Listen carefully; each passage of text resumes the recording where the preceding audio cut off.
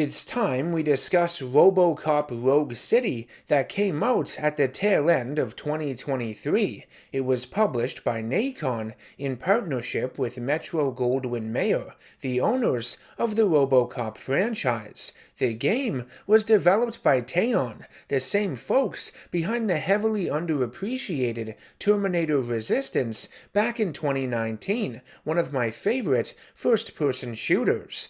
Teon is a mid-budget developer. While they lack the financial pull and manpower the much larger first-party AAA studios possess, they make up for it with the passion and respect they have shown the iconic franchises their recent games have been based on. They've tried everything within their means to make the best games possible, and that's more than anyone can ask for. They've provided us with well-written stories that fit into these beloved universes, and have injected fan service into them that not only entertains you on a surface level, but enhances the original source material too. I was really excited to play Rogue City when it was first announced. I've been a fan of the RoboCop character ever since I was a kid watching the original 1987 film, long before I was the suitable age to do so. In the past, on the channel, I've reviewed some of the older RoboCop games. I also shared my thoughts and personal experiences with the RoboCop movies in an episode of my bi-weekly podcast, NerdGasm, currently on an indefinite hiatus until I can somehow get this YouTube channel a little bigger, allowing me to pump more time and resources into extra content such as that. But I can safely say, without a shadow of a doubt, that Rogue City is the best RoboCop game we've ever had. As a fan, it's the type of RoboCop game I had always wanted. If you've played Teon's Terminator Resistance, Rogue City is going to feel very familiar to you. It builds on the foundation Resistance laid down. As RoboCop, you get to dispose of criminal scum using his signature Auto 9 machine pistol, one of the coolest fictional weapons of all time, which has infinite ammunition. His default sidearm is an OCP-issued shotgun, but you can also pick up other weapons fallen enemies have dropped: various handguns, machine guns, heavy machine guns, sniper rifles, and later in the game you get access to rocket launchers and the always awesome Cobra assault cannon as seen in the films. Despite the wide selection of alternate weapons in this game, I found it almost sacrilegious to use anything other than the Auto 9 for the vast majority. It was easily the best weapon in your arsenal, especially after switching its loadouts with the different circuit boards you could find. Additional perks these circuits gave you included the ability to fire a single high-damage round, a full auto setting that allowed you to hold the fire button down, and one that doesn't require you to reload it at all, which is insane. Makes getting the high score in the precinct shooting range a breeze. These loadout circuits can also increase the spread of your ammunition, the level of blood and gore splatter effects your weapons create, and Robo has his own series of upgrades too, goodies like ricocheting bullets off walls and other surfaces, hacking enemy turrets if you locate their computers nearby, and activating slow-motion reflexes or a special shockwave attack that acts like a police flashbang during combat. RoboCop suffers minimal injury from gunfire, can walk through flames unharmed, but larger explosions and higher caliber rounds do inflict more damage to him, of course. You heal by picking up and using OCP recovery charges, but can also get additional health from junction boxes. Increasing RoboCop's health, armor, and how many recovery charges he can carry is all done through his skill tree. Rogue City uses the same breach mechanic that was found in the Infiltrator mode in Terminator Resistance, where time slows down for a few seconds as you get a violent jump on enemies. Sometimes there are hostages you need to save this way. One area has you eliminating criminals without shooting any of the armed explosives around you, requiring precise accuracy and the use of slow motion to get out alive. I also like the sequences that have you disarming bombs, cutting their wires in a specific order, from highest voltage to lowest voltage. Some of these got really tense because of the strict time limit given to you. The types of criminals you face off with are the most vile you can imagine. Drug dealers, muggers, murderers, and rapists. RoboCop is the thin blue line unleashing hell against them. The level of violence performed by RoboCop in the game is expected if you've seen the films. He can blow the arms off of enemies and they react to it. You can shoot guys in the dick, and every time a headshot occurs, it sounds like a tomato being squashed. Objects in the environment, like retro computer monitors, chairs, explosive barrels, dumpsters, and even motorcycles, can be used as projectiles. Like in Terminator's Infiltrator mode, you can pick up enemies around the neck and toss them into walls, objects, out windows, high up into the air, or use them as bullet shields to absorb incoming gunfire. As fun as all this was, more often than not, the thrown criminals would phase through things, making it less satisfying and impressive the more I did it. So I eventually stopped grabbing the bad guys altogether. How unfortunate. I hope that gets fixed. The game implements a scanning system where RoboCop analyzes fingerprints, bodily fluids, chemical substances, or other useful clues found at crime scenes. As basic as it is, everything is pointed out to you with question marks.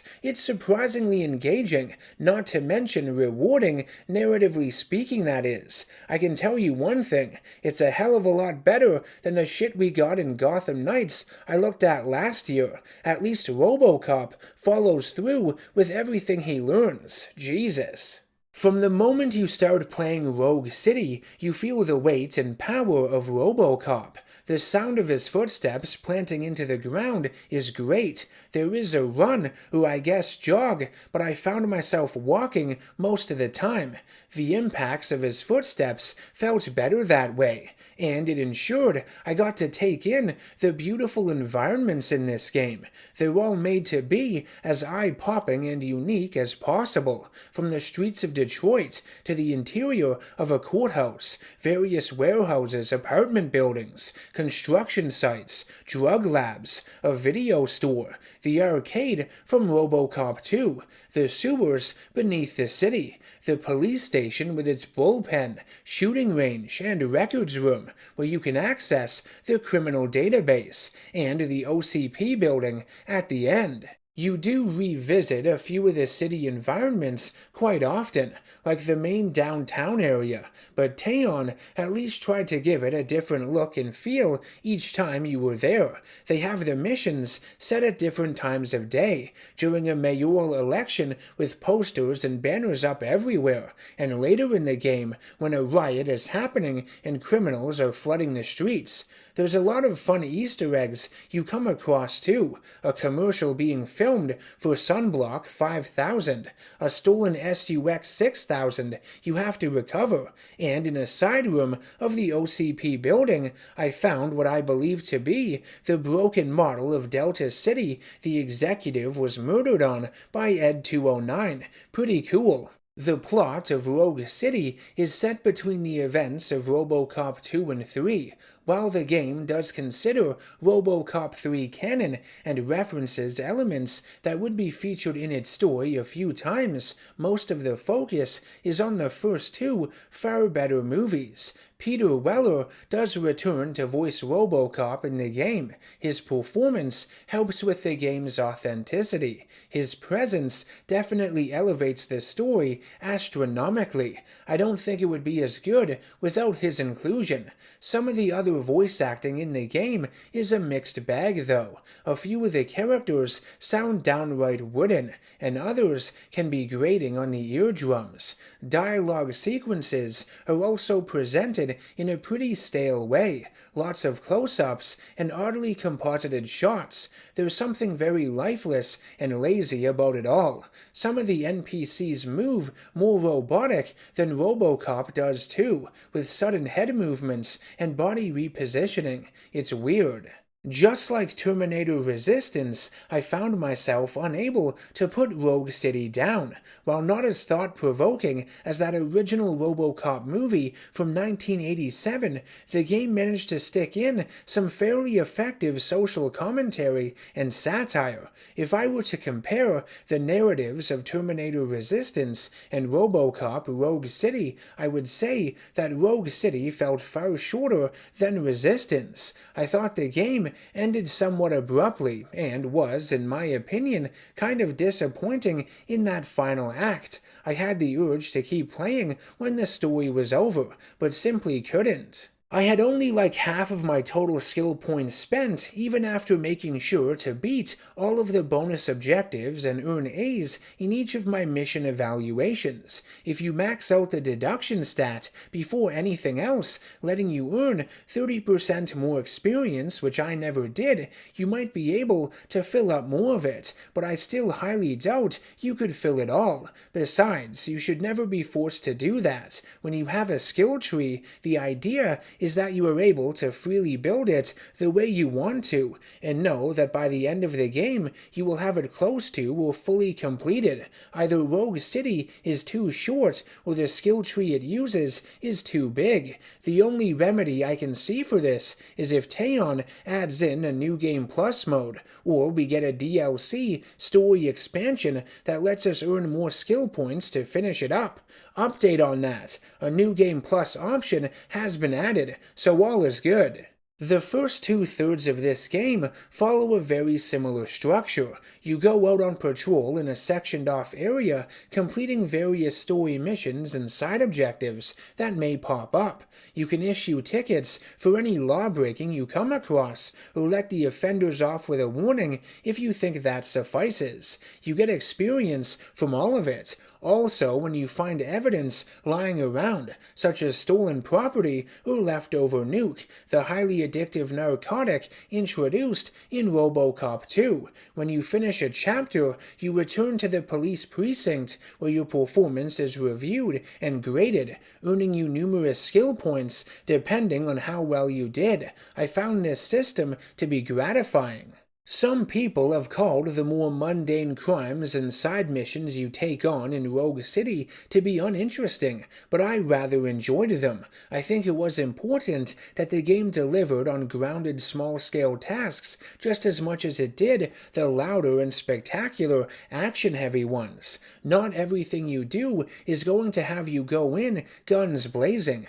RoboCop is a police officer at the end of the day. He serves everyone in the community, building the public trust. The game actually tracks your rating with this, and the relationships you have with the citizens and your allies. Depending on what it is you do and say, they can begin to appreciate or despise you. There are a lot of nice little character moments that occur in these side activities that you could miss out on if you go out of your way to avoid them, not to mention lots of humorous quips delivered by RoboCop. One of my favorite parts of the game, and what I found to be the funniest, was when you were looking for a stealthy cat in an old lady's basement. Ah, man, I walked into a mess. And now my shoes are covered in strawberry jam. When chasing a suspect, do not rush head first. Take blind corners as wide as possible. Cuts down on being surprised. The fugitive has left a trail. This time, pace yourself. Do not get out of breath during a foot pursuit. You will need stamina to engage the fugitive later. Oh, looks like he stopped by the spilled paint can. Suspect might be intoxicated. RoboCop can't enter some doors unless he has a warrant, but if you bank enough evidence, they no longer become a problem. I like how when you do a lot of the side missions, they can end in a few different ways. If the criminal in question is captured, they are sent to the station in a patrol car. If shit goes sideways, they could find themselves in an ambulance, or worse, a coroner's vehicle. On we go to the main story. Spoiler alert for anyone who hasn't played the game yet. A crime wave has been sweeping the city, with dozens of police officers losing their lives. The Channel 9 news studio is attacked by the Torchheads, the #1 suppliers of nuke in the city, led by a charming fellow named Soot, who wants to attract the attention of some mysterious new guy in town, looking to do business in old Detroit.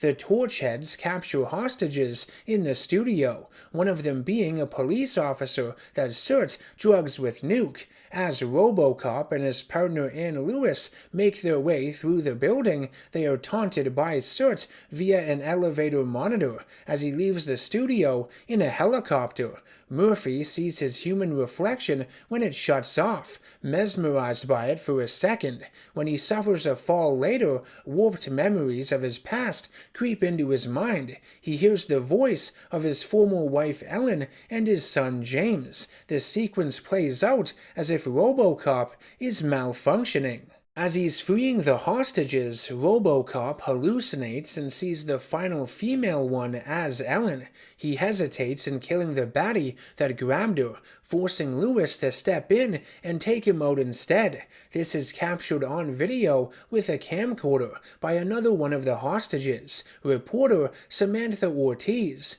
RoboCop's malfunction is spread through the media like wildfire, and Omni Consumer Products, OCP, loses faith in him, wondering if he can still tell right from wrong and if he is still an effective form of law enforcement. OCP assigns its president of its Security Concepts Division, Max Becker, to RoboCop to keep him in line. This guy is a total prick. A monitoring chip is implanted in Robo's head, and his performance is constantly monitored and evaluated within his holding cell at the precinct. Murphy is also forced into having several sessions with a psychologist named Dr. Olivia Blanche, who tries to find the root cause of his malfunctions and help him find the balance between man and machine.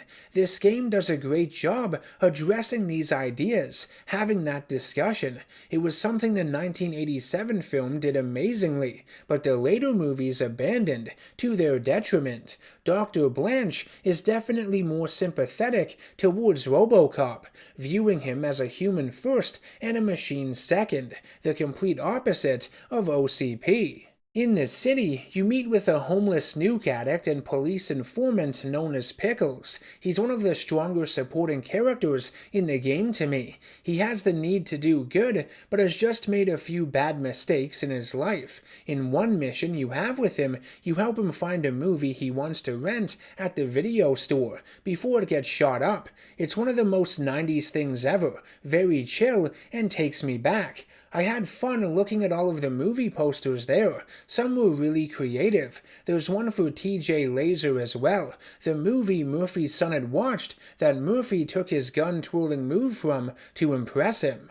Murphy and Lewis would track Soot to an abandoned slaughterhouse. A Torchhead concert is taking place there, with an original punk rock song playing in the background. It's catchy as fuck, a real banger, but expect to hear it another 50 million times before the game's end. It loses its appeal a little bit, at least it did to me.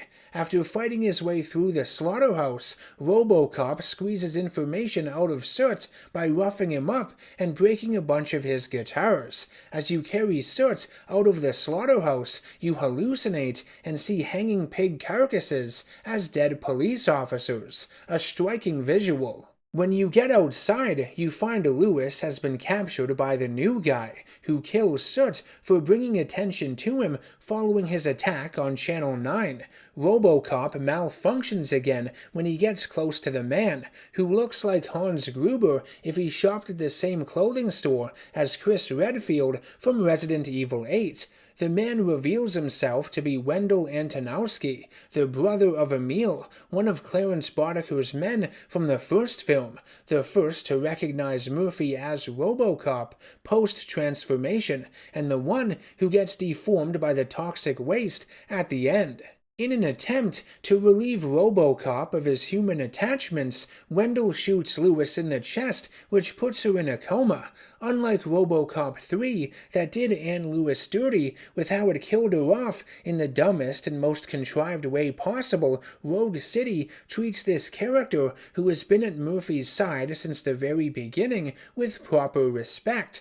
I like how it strengthens their bond, shows us how much they care and look out for one another. This game is the true RoboCop 3, the one we never got to experience. At the precinct, the officers all get Lewis a get well card, and it's up to you to take it around and gather signatures, showing off the camaraderie they share, considering themselves family. At one point, you also have to collect the belongings of one of the fallen officers for his loved ones. It's quite moving seeing everyone's reactions, but I like how all of the police are given differing personalities in the game. Not only do the dialogue choices you make shape things, but it's also just interesting seeing how they all bounce off each other too. While Lewis is recuperating, you would be paired up with a rookie cop named Ulysses Washington. He starts out working dispatch, but is later sent out with you on the field to oversee RoboCop at the command of Max Becker. I've seen some people hate on this character, but I think his inclusion provides an engaging perspective. He's obviously very green. RoboCop has to take him under his wing, but a lot of the other officers treat him like utter shit. You can choose to either ally with Washington or simply jump on the bandwagon and poke fun at him. Against Ulysses' wishes, Murphy travels to the territory of the Street Vultures motorcycle gang near the steel mill and quarry shown in the first movie. While investigating, he finds the patrol car assigned to Officer Briggs, who has been missing for some time. Evidence indicates that he may have been murdered. In parts of the steel mill, RoboCop malfunctions again and comes across the site of Alex Murphy's brutal killing. Eventually, you find a freezer full of bodies, including Officer Briggs's. It's unsettling how many there are. You regroup with the backup that arrives, accompanied by an ED 209 model. You do a cool efficiency challenge here that has you and the ED 209 compete with each other to kill the most perps, a way for OCP to further test RoboCop and his effectiveness as a law enforcer. You don't have to win, but if you do, you get awarded with more XP during your final mission evaluation. There's a challenge later in a bank that has you doing the same thing against a group of OCP officers. The section in the bank is proof that the ED 209 still has difficulty with stairs, with one of them falling down a few. It's hilarious. The ED 209 at the quarry would what else malfunction and kill one of the police officers you are with, forcing you to engage. Battling the ED 209 is pretty sweet. Its weak spot where you land criticals is the gap in the front of its armor, which looks like its mouth. I love how it becomes more and more damaged with exposed circuitry and fire coming out of it. You really fuck it up. Fighting the ED 209s does lose its novelty after a while in this game though. You take on several before the story is through. They're just damaged sponges, forcing you to find and pick up as many high-caliber weapons in an environment as you can and drain them of every last ounce of ammunition. There isn't much strategy to it. After finishing up at the steel mill, Murphy goes to visit Lewis at the hospital. In its morgue, RoboCop questions the pathologist and learns that the Street Vultures had stolen 30 bodies from the morgue, ones that had their brains intact. You find out afterwards that Antonowski had all of these brains extracted. On your way to the morgue, in the elevator, Murphy hallucinates and sees the stretcher and body bag he once found himself in as the doctors tried to resuscitate him. I think the best sequence in all of RoboCop Rogue City is when you go to the abandoned Juneberry shopping mall. Samantha Ortiz is there recording Wendell, who is waiting for some bigwig to show up for a presentation. When he goes to light his cigarette, the opening of his lighter causes an unexplained pain in Murphy's head, alerting the criminals to his presence. After disposing of a bunch of torch heads in the mall's parking garage, you are run down by some of them driving a black car. This causes RoboCop to suffer another malfunction and experience more hallucinations. As you navigate your way through the deserted mall, you are surrounded by many creepy mannequins. There's an announcer advertising jewelry who talks about wedding rings for new couples, and then turns his attention directly to Murphy and says it would be a way for his family to remember him after he was killed. RoboCop listens to twisted memories of Murphy's son, scared that his dad is going to leave him all alone, and afraid of his new robotic appearance. His wife calls RoboCop a shell of her late husband. Lewis doesn't even know what RoboCop is anymore. Not a man, not even a police officer. Clearly, RoboCop is having identity issues. He doesn't know if he is human or simply a machine. He thinks he's broken, a monster, one that needs to be erased. When you reach the mall's rooftop, the entire police force is there. Your captain says you aren't one of them, and they all open fire on you. Murphy awakens from his nightmare to find himself in another. He's inside his former home. He hears his wife and son talking to him before he leaves for work. Flashing multicolored television monitors appear. Wendell asks Murphy why he puts effort into remembering his family, keeping that human side as a weakness, when they don't care to remember him. He says you have to destroy the memory of them before they destroy you. After you take out all of the monitors, RoboCop comes face to face with Alex Murphy in what is my favorite moment in the entire game. Murphy says that you have his badge, given to RoboCop by Lewis as a gift at the start of the game. You're hurting her by having her believe you're something you're not. Murphy says he's dead, that RoboCop isn't a part of him. All he wants is to rest, but RoboCop isn't letting him. Robo says having the badge allows him to remember. Lewis knows who he is and wouldn't lie. He stays strong. He says the badge belongs to him and no one else. I like how Lewis is his rock. She helped remind him of who he is and always will be. It's very touching. When RoboCop comes to, he's on the roof of the mall, where Wendell has been waiting for a getaway chopper to arrive. You arrest him. He offers to give you back your memories, and says he works for the same person you do. Earlier in the game, you had met with the CEO of OCP, the old man in old Detroit. He's in a wheelchair and very sick. He tells you about his Delta City plans, the same we had seen in the films, turning his old neighborhood into the most prosperous district in the city. He has questions for you, asking if the armor RoboCop wears has been a burden on him. The old man would suffer a heart attack and be taken to the hospital. Lewis comes out of her coma and talks to Murphy about the day he was shot and wonders if what had happened could have somehow been prevented. She feels guilty that the two of them split up. In his hospital bed, the old man would ask RoboCop what it was like when he came back from the other side. He knows death doesn't have to be the end. He has so much left to do and believes Max Becker is destroying his beloved company from the inside.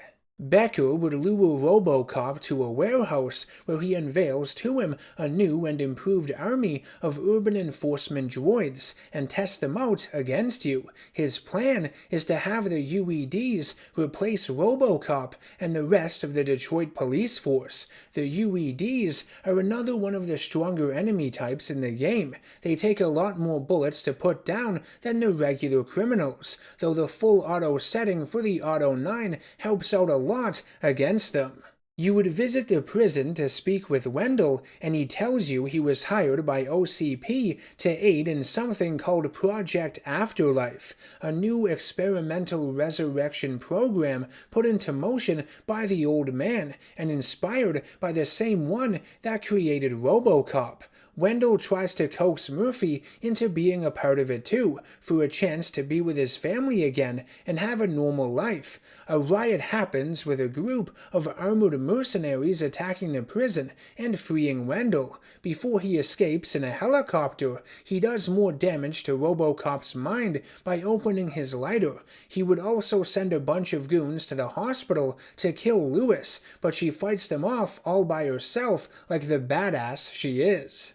When you return to the police precinct, you discover from Dr. Blanche that all of her data from her therapy sessions with Murphy has gone missing. She believes OCP and the old man have something to do with it. You go to the OCP building, and in its conference room, you watch an ad for Afterlife that implies that human-machine hybrids designed to look normal are the way of the future, will ensure we can all experience immortality. One of them is named Eve, but when you speak with her afterwards, you realize she's just an actress, and the Afterlife advertisements are utter bullshit. You arrive in the old man's office and learn of his death. Max Becker has taken over the company as the new CEO.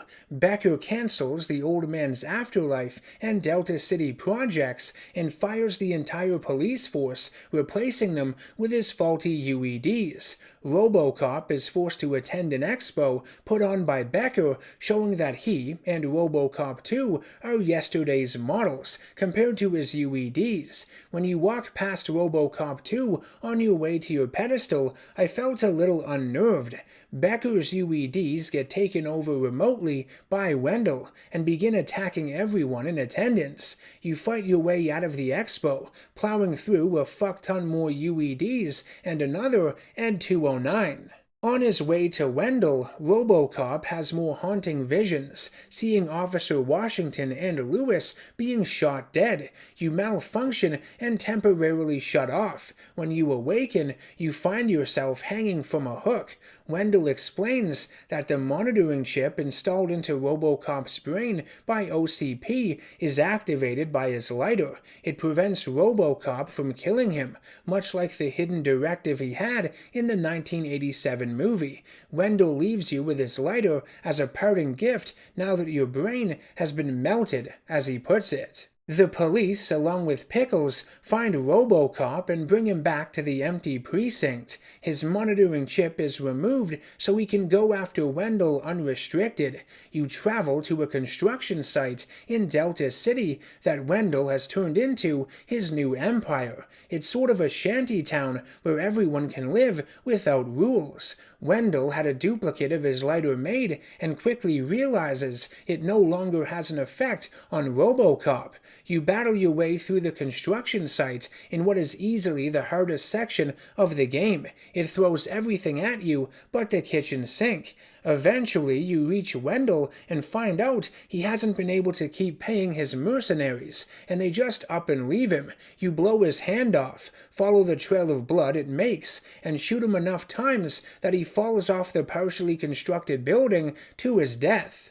So what are my honest opinions of Wendell Antonowski as a villain? He's a crime boss whose goal is to burn the city to the ground and claims that its citizens have been abandoned by those in positions of power. Being the brother of Emil from the first movie, it gave him more of a personal stake in his war against RoboCop. Solid enough motivation. At least it would have been if not for the fact that Wendell Antonowski isn't even his real name, just a name his employer OCP gave him so he could manipulate RoboCop easier. This nameless man was somewhat intriguing at first, but I think he fizzled out by the end. I found him to be severely underdeveloped. You don't really get a strong understanding of why he wants to erase RoboCop's human weaknesses, why he wants him to be part of the Afterlife project, apart from the money he was being paid by OCP. Also, this guy is one of the most inept criminals I've ever seen, let alone a crime boss. He stood up by the bigwig at the meeting like a doofus. A chopper doesn't show up for him on time to carry him to safety. He doesn't have enough money to pay his hired mercenaries, and he gives RoboCop the only edge he has against him, knowing damn well he could figure out how it works and have the monitoring chip removed from his brain. Every chance this man gets to pull the trigger and take out RoboCop, he doesn't. He's a fucking moron, a loser. Compared to the other villains in this franchise, I find this one to be pretty lame and forgettable. I'm sorry, but he's just not written very well.